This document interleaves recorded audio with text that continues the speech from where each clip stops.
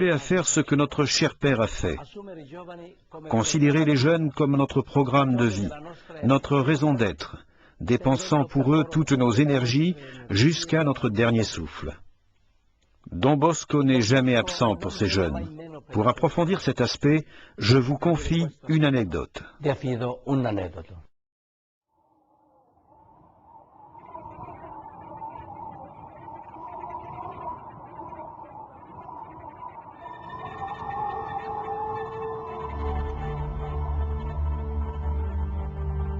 Imaginez la cour de la prison d'une colonie européenne du XVIIIe siècle.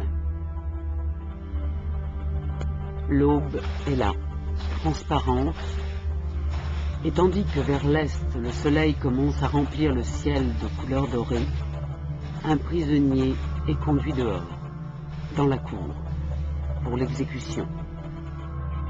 Il s'agit d'un prêtre condamné à mort pour s'être opposé à la cruauté avec laquelle étaient traités les indigènes de la colonie.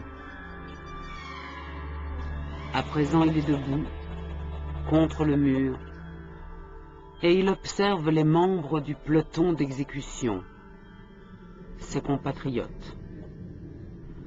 Avant de lui bander les yeux, l'officier qui commande lui pose la question traditionnelle à propos d'un dernier désir à exaucer.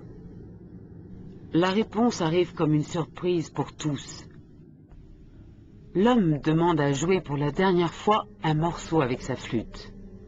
Les soldats sont mis en position de repos, tandis qu'ils attendent que le prisonnier joue. Quand les notes commencent à remplir l'air matinal rempli de silence, toute la prison est comme inondée d'une musique qui se répand avec douceur et enchantement, en remplissant de paix ce lieu marqué chaque jour par la violence et la tristesse. L'officier est préoccupé, parce que plus la musique se prolonge, plus paraît absurde la tâche qu'il a à accomplir. Il ordonne donc aux soldats d'ouvrir le feu.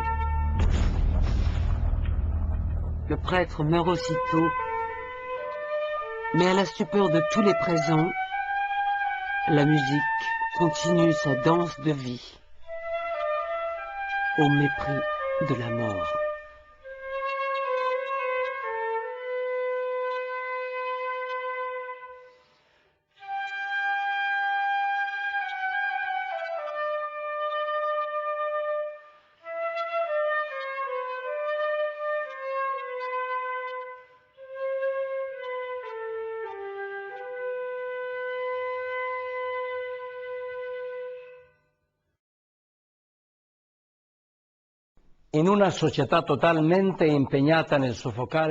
Dans une société totalement soucieuse d'étouffer le message du Christ, je pense que notre vocation est de nous trouver parmi ceux qui continuent à faire entendre la musique de la vie.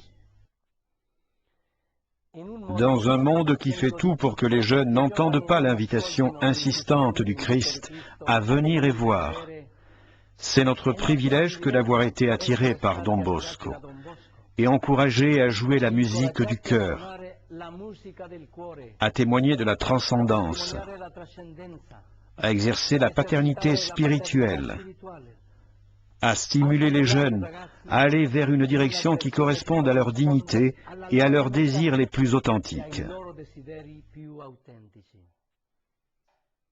Bien chers frères, sœurs, tous les membres de la famille salésienne, amis de Don Bosco, tous les jeunes, je vous souhaite à tous une bonne année 2012, riche des bénédictions de Dieu,